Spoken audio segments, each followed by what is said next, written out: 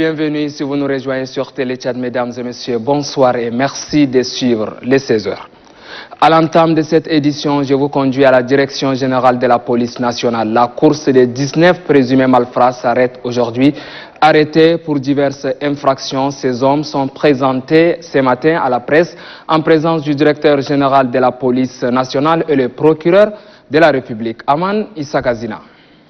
En moins d'une semaine, la police est à sa deuxième présentation. Ce matin, 19 présumés malfrats accusés pour diverses infractions commises sont présentés en présence du directeur général de la police nationale, le général de division Ahmad Youssouf Mohamed Itno, du 6e substitut du procureur de la République, Abderrahman Ahmad Hatim, des proches du ministre de la Défense et de plusieurs officiers supérieurs et généraux. Le premier se nomme Nouradine Ali Sakit alias EGG, responsable d'une entreprise qui s'est aussitôt transformée en agence de recrutement à la fonction publique. Avec l'un de ses complices, ce dernier, à base de documents montés de toutes pièces, soutire des sommes aux jeunes en quête d'emploi. Un réseau mafieux de haut niveau démantelé par la police nationale. Le second s'appelle Brahim Hadji Hassan, un récidiviste placé pourtant sous mandat de dépôt en date du 20 juillet 2019 et curieusement se retrouve aujourd'hui en liberté en train de commettre des crimes.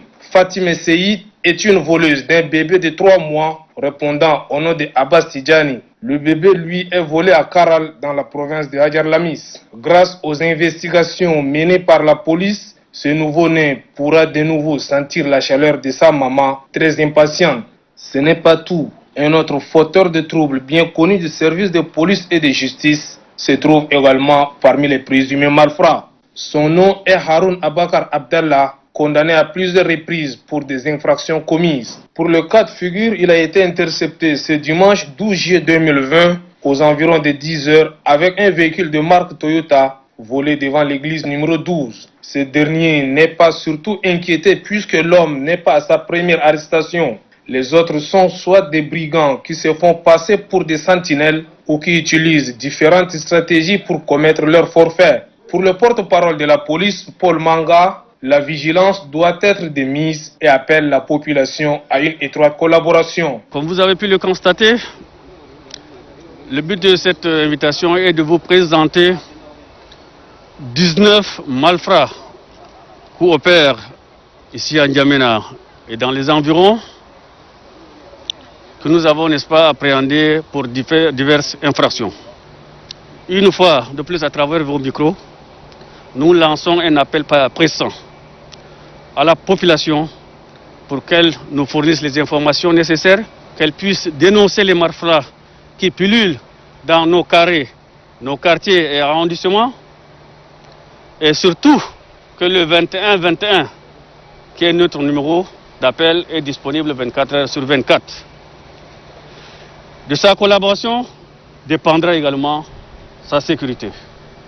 Et comme je l'ai dit dans la présentation, ces différentes personnes interpellées seront mises à la disposition du parquet, représenté ici par l'un des substituts, pour la procédure à suivre. Comment les personnes arrêtées et confiées à la justice se retrouvent à nouveau libres sans autant purger leur peine? La question a été posée au 6e substitut du procureur de la République, Abderrahman Ahmad Hatim. Ce dernier, avec un air sérieux, rassure que le droit sera dit et que seule une enquête permettra à la justice d'être située sur le cas des récidivistes. Je suis convaincu que la police nationale est en train de mener à bien la politique pénale du gouvernement, définie par le chef de l'État, le président du Conseil supérieur de la magistrature, le maréchal Idriss Déby Itno. En ce qui nous concerne, au niveau du parquet d'instance de N'Djamena, au moment opportun, nous allons requérir, dans l'optique de la politique pénale que je viens d'énumérer, les sanctions les plus lourdes afin que cela soit réprimé, ainsi de la même manière dissuader les éventuels auteurs de différents délits. On nous a présenté également des détenus qui se sont, d'une manière ou d'une autre, se sont retrouvés. Et ils ont commis encore les mêmes délits pour certains d'autres délits. Le parquet va très vite mener les investigations nécessaires pour situer les responsabilités. En attendant que ces 19 présumés malfrats soient situés sur leur sort, la police nationale travaille d'arrache-pied pour arrêter tout individu en conflit avec la loi. La population, elle, doit dénoncer tout suspect et la justice doit également mettre de la rigueur pour que les personnes qui ôtent les sommets aux paisibles citoyens sentent la violence de la loi. Aman Isaac Azina, la province du Mayo-Kébi-Ouest dans les bonnes grâces de la Fondation Grand Cœur. La généreuse main de la première dame ne se fatigue pas de donner. Elle a donné de l'eau à Pala, elle a donné des vies. 3 châteaux d'eau sont inaugurés. L'eau coule à flot et la population est dans la joie. Cette action est menée de concert avec l'association La Plume pour la culture et le développement. Les films de la cérémonie avec Mamad Oumar Moursal.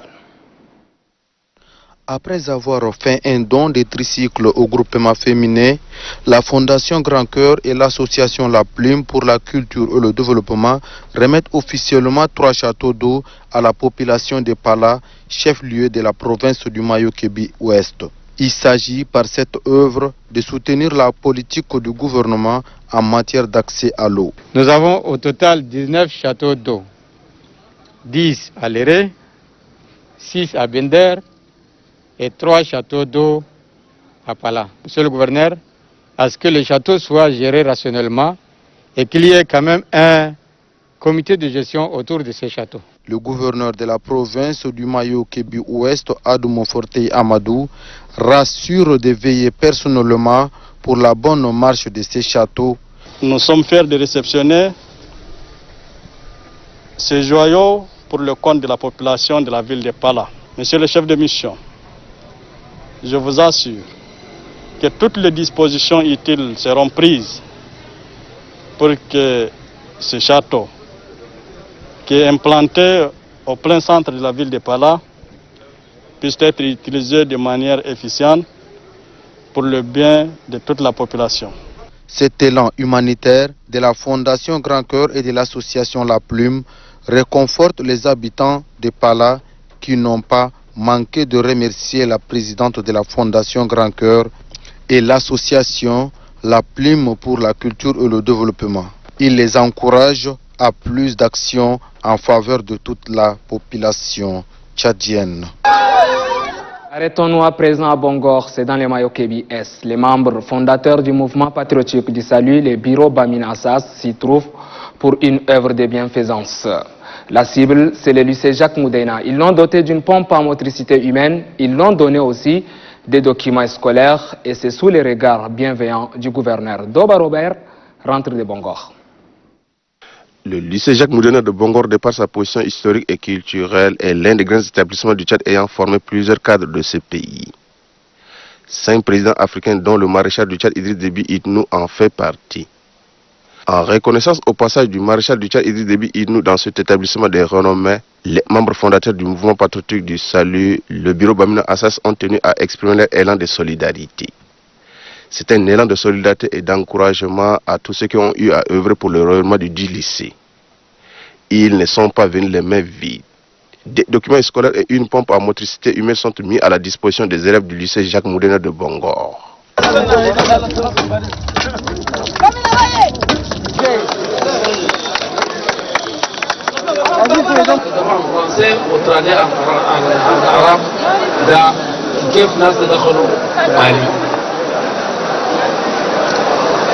Un geste vivement salué par le délégué de l'enseignement et à la jeunesse. C'est un don qui vient à point nommé répondre aux attentes de sa délégation. Cette mission des baministes pour la remise officielle d'une pompe d'eau et des documents scolaires vient donc à point nommé avec la reprise des activités scolaires. Il nous permettra sans nul doute de pallier à nos difficultés de fourniture scolaire et laver régulièrement les mains, l'une des mesures barrières contre la pandémie de coronavirus. Ces gestes d'une grande importance nous viennent droit au cœur et témoignent à suffisance votre attachement à une éducation de qualité et dans un environnement sain, car l'eau c'est la vie et les livres sont les paliers de l'enseignement. Le gouverneur de la province du Maghrebi-Est, de sa part, invite d'autres organisations de la société civile, les partis politiques et autres bonnes volontés à emboîter les pas aux membres fondateurs du mouvement patriotique du salut. Votre geste est très significatif et vient lancer un défi aux anciens élèves du lycée Jacques Moudéina afin que d'autres personnalités puissent emboîter vos pas pour redonner le blason datant à ce lycée qui a donné le meilleur de lui.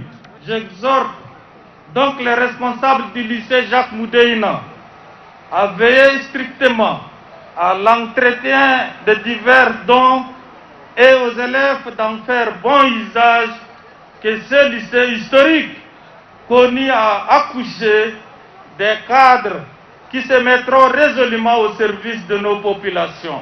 Les membres fondateurs du mouvement patriotique du salut sont déterminés à soutenir le maréchal du Tchad, Idriss Déby Itno, président de la République, chef de l'État qui ne cesse d'œuvrer pour le développement socio-économique de son pays. Un patriote qui, selon eux, est engagé à lutter contre l'insécurité à l'intérieur du pays ainsi qu'au niveau de nos frontières. Et c'est fort de ses actes de bravoure et de son engagement dans la défense de la patrie que la commune de Bongor a dédié une rue au nom du maréchal du Tchad. C'est une rue de 40 mètres baptisée la rue du maréchal Idriss Déby Itno. Et c'est à Bongor que nous bouclons cette édition, mesdames et messieurs. Ce fut un plaisir pour moi de vous servir. Respectez les gestes barrières. Je serai là encore demain chez vous quand il fera 14h. Et ce sera avec le même plaisir, Inch'Allah. Restez sur Télé Tchad.